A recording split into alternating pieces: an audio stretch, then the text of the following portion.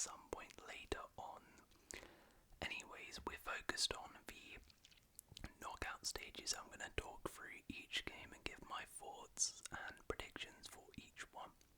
So, yeah, in terms of my general thoughts, I'm quite excited for this round of 16 to begin because so far the Club World Cup has been pretty entertaining, but I think this is really where the tournament starts for a lot of teams because, you know, it's nice to see teams like Auckland City drawing against Boca Juniors and stuff, but now we get to see really the best of the best go at it, which is really fun to see. So yeah, let's get into it. We'll start on this side of the bracket because this is definitely all of these fixtures are confirmed, and we'll start with this one, which is PSG versus Inter Miami. So PSG topped their group after they beat Seattle in comfortable fashion 2-0. Yeah, fairly comfortable victory for them. And I mean, it's, to be honest, they started off really good, winning 4-0 against Atleti, but then they had a shock loss versus Bafogo. Managed to bounce back versus Seattle. So it's been a bit of an up and down one for PSG right now. They haven't been incredible, but over the course of their 3 games, they're of course still perhaps the favourites for this competition, considering they are the European champions and how good they were in the Champions League. And you will have to say they on paper should definitely be beating Inter Miami. However, Inter Miami, I will say, have really impressed me personally and kind of surprised me. They've really shown a great grit and have really grown into this tournament. They started off with quite a poor performance against Al Ali but got a draw. They then beat FC Porto, which was a real big win for them, coming back from 1-0 down as well. And then they drew against Palmeiras and actually were 2-0 up in this game. But yeah, they just kind of threw it away at the end of the game. But their performances have really improved, and in those last 2 games they've shown that they can go toe-to-toe against some really good teams in Palmeiras and Porto. Luis Suarez and Lionel Messi have really rolled back the years and produced some fantastic performances in these 2 games. So while Inter Miami are obviously going to be underdogs in this fixture, I wouldn't completely rule them out here because of the fact that they have a Messi who can just turn it up and do something crazy. They have players like Suarez, and this is sort of a theme we've seen throughout this tournament where these sort of older players have actually really thrived at this tournament, showing that, you know, you might lose a yard of pace, but you'll never lose that technical ability, you'll never lose that class on the ball, which these guys have. And that is something which Inter Miami can hopefully lean on against PSG. And they're going to need Messi against his former club to really produce something if they're going to go through here. However, the real problem here is Inter Miami's defence. I just don't think is capable of holding out and shutting out PSG. PSG's attack is simply incredible, and Inter Miami's defence is not particularly great. Granted, I think it's actually been a bit better than I expected in this tournament so far. Like in the MLS, the defence is very bad, but in this tournament, I mean, they've conceded goals, but not that much. But I think coming up against PSG is just going to be a little bit of a different kettle of fish. I think they did really well to get out of the groups, but this is going to be a bit of a step too far. I don't think they're going to get absolutely smacked. I don't think that will happen. I reckon it'll probably be, I reckon they can maybe score. I reckon it'll be maybe 3-1 to PSG, 2-1 PSG, but I would be shocked if Inter Miami did progress here, but I do think Inter Miami can give them a decent game. Right, this game though, this one I am really looking forward to. versus Bayern Munich. This should be a fantastic game and a lot more even game, I reckon. I genuinely think there is potential for a bit of a shock here because Bayern Munich came into this tournament as one of the favourites and they started off great, right? Smacking Auckland, but then they've slowly just tailed off. They needed a late goal against Boca Juniors to get past them, and then they got a shock loss. 1-0 against Benfica, and that meant they actually didn't finish top of their group, which is very surprising. And yeah, Bayern Munich not good at all, losing to Benfica, losing top spot, barely beating Boca. They haven't really been scintillating so far in this campaign. I mean, in general, one of sort of the concerns and problems from last season for Bayern was against those better opposition. They really did struggle, right? Like in the Champions League, they really struggled against better sort of elite teams, and I mean, they're already starting to show it here, right? Losing to Benfica, and now they're coming up against Flamingo. They're going to have to be much better in this game by Munich. So on paper, of course, Bayern Munich are the favourites here with the done they possess, but they really haven't been amazing so far. And Flamingo, on the other hand, have been really good. Beat Esperance and smacked Chelsea 3-1. They were very good in that game. Now, granted, they drew to LAFC, but this was kind of like a nothing game. Didn't really mean anything for them. They were already through and they topped the group ahead of Chelsea. So Flamingo, good team. In that Chelsea game, I thought they were really good. I really do think they can cause Bayern some problems here. The Brazilian teams have really impressed so far, and they've shown, like Botafogo against PSG, that they can beat these big sides, and Flamengo as well. And that win against Chelsea will give them a lot of confidence as they can beat Bayern Munich here. So I actually do think there's a good chance Flamengo can knock Bayern out here. I really wouldn't be surprised. And I'm still backing Bayern here in terms of they should win this, but you know what? I think this is where maybe a bit of a shock could occur, and I think Flamengo are going to do them. If Flamengo will knock out Bayern here, then we could see a little bit of a shock. I'm going to say 2-1 Flamengo.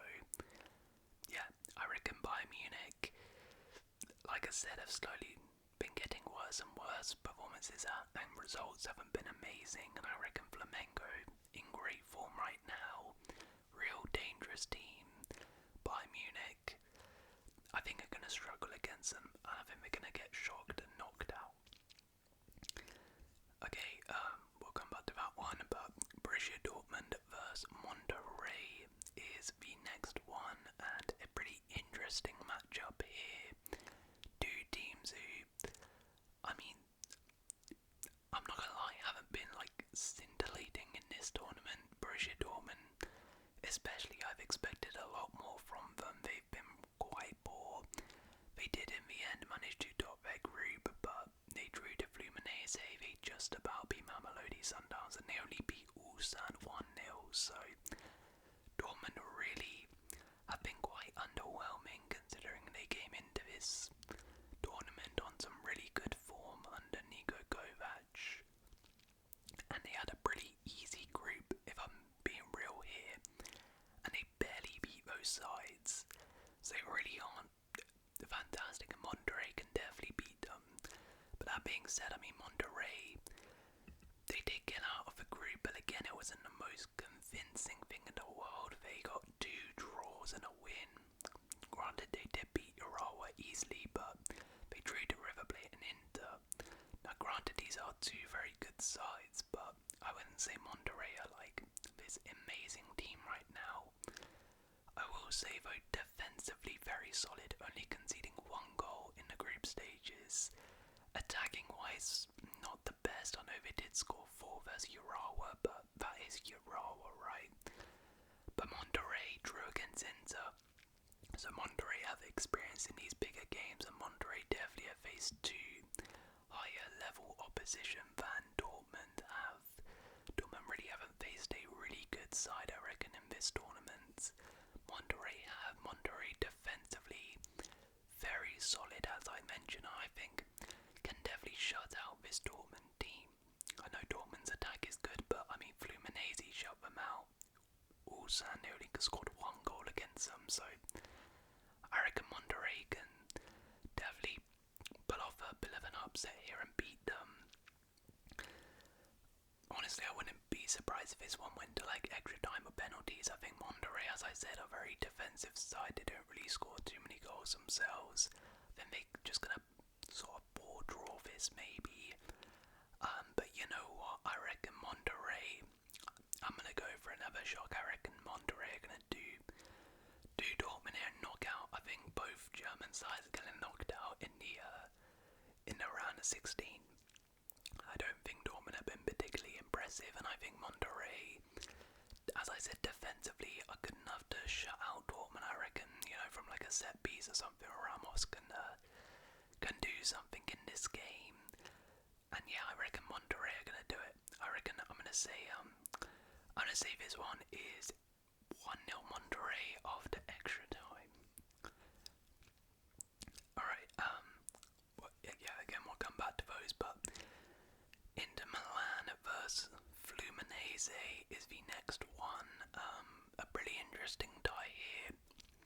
Inter Milan, kind of like Borussia Dortmund, really haven't been amazing this tournament, but they've got the job done and they finished top of their group. Drew 1-1 versus Monterrey, needed a late comeback to beat Urawa and then beat River Plate 2-0. So Inter really haven't been amazing, currently under their new manager Chivu. But like I said, they've got the job done.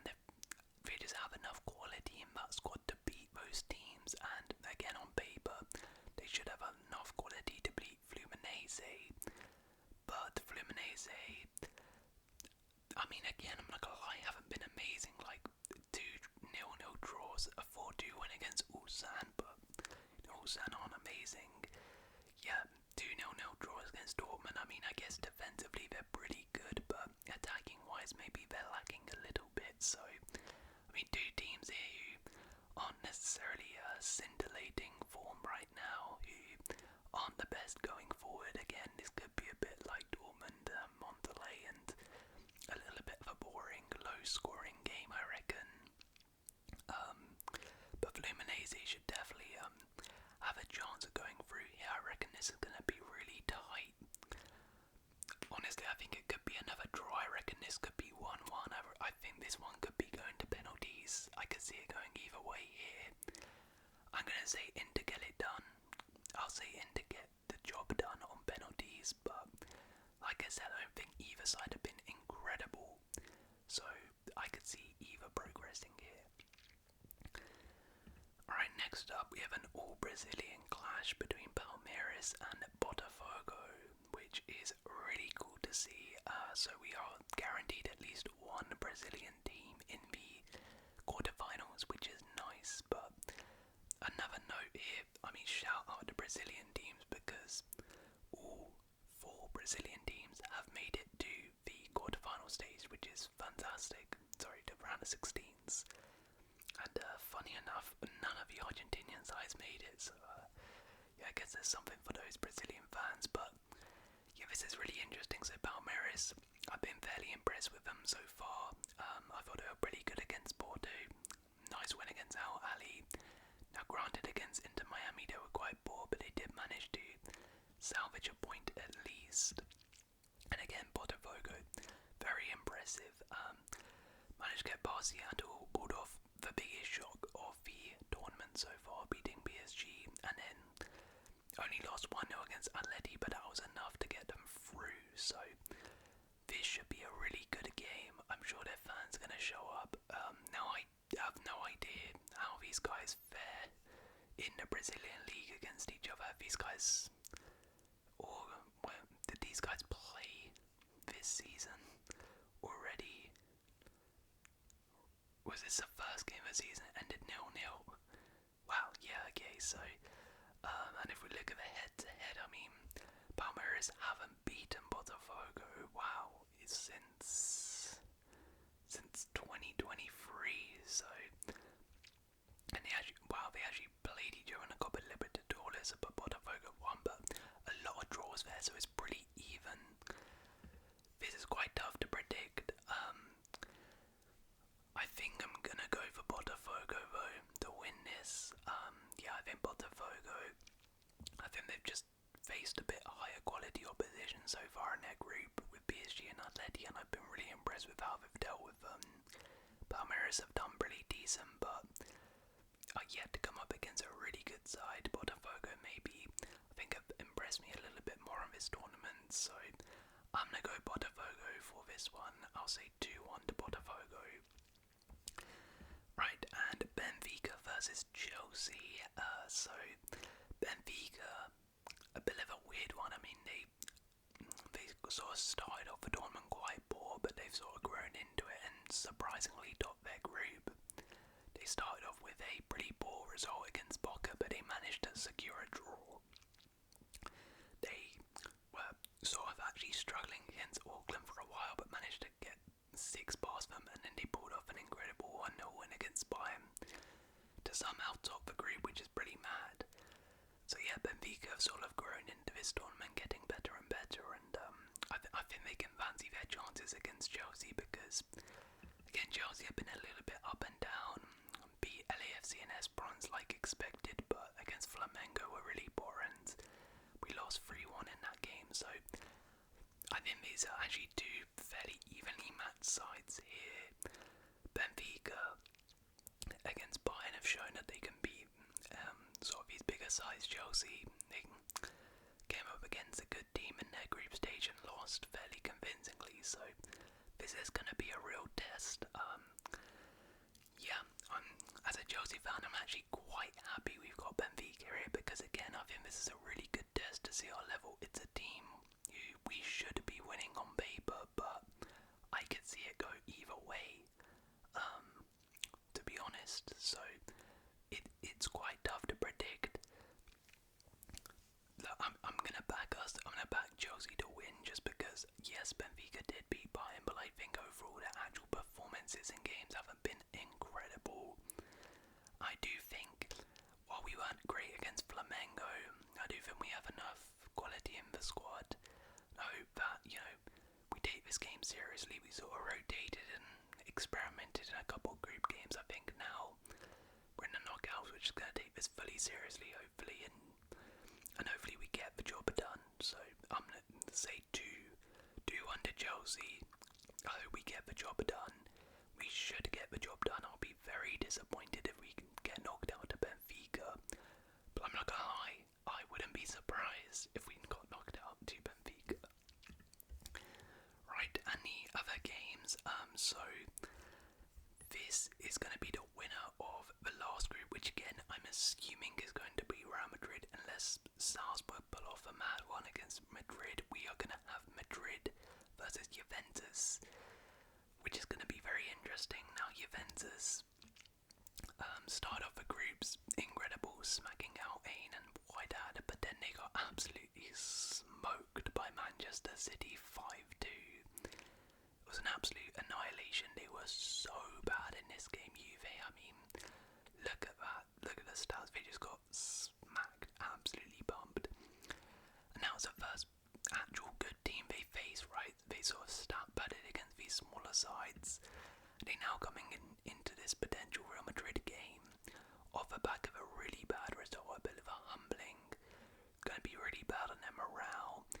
I mean, granted, Real Madrid haven't been so far in their games particularly scintillating either, and of course have a new manager that's still working that out. But I think this is going to be a really good game for both teams in terms of seeing what their level is at, because Real Madrid haven't faced a really good team yet in their group. So I mean, while Juve aren't particularly great and we saw how poor they were against City, it will be the biggest test of their tournament so far. But I do think, this Juve team I saw against City, they're just not a good side right now. And City fairly comfortably dispatched of them. I think even Real Madrid, even if they're not amazing, with the individuals on display, will have enough to get past Juve, so I reckon it'll be 2-0 to Real Madrid. I reckon Real Madrid will knock out Juve. And then this second one here, I mean, this one's a little bit more up for grabs, but again, I'm assuming it's going to be either Salzburg or Al Hilal versus Man City. Probably Al Hilal, which will be interesting because if it is Al Hilal, they've been okay in this tournament. They've got Simone Inzaghi in charge, who we know is a bit of a tactician in these knockout games, and actually his sides have done really well against Manchester City in the past, so that will be interesting. But Man City, the only team in the Club World Cup to win all three of their group games, as I mentioned, annihilated Juve, and while Juve were awful in that game, Man City were fantastic.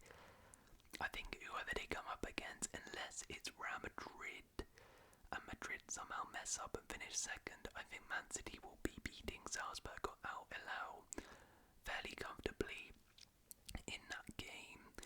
Now if they do come up against Real Madrid, that will be interesting. That will be very interesting.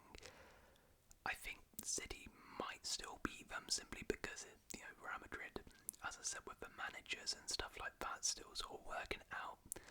But yeah, I think Man City will be progressing either way. But yeah, so I have PSG going through, Flamingo going through, I have Real Madrid going through, Monterrey going through, Inter going through, Man City going through, Bafogo going through, and Chelsea. So my quarterfinals will be Inter Milan versus Manchester City, which will be pretty interesting. Bafogo versus Chelsea, PSG versus Flamingo, and Real Madrid versus Monterrey. So yeah, that'll be pretty interesting to see, but we'll see what happens. Let me know your predictions in the comments below. And if you guys have enjoyed this video, please do leave a like, consider subscribing, and I'll see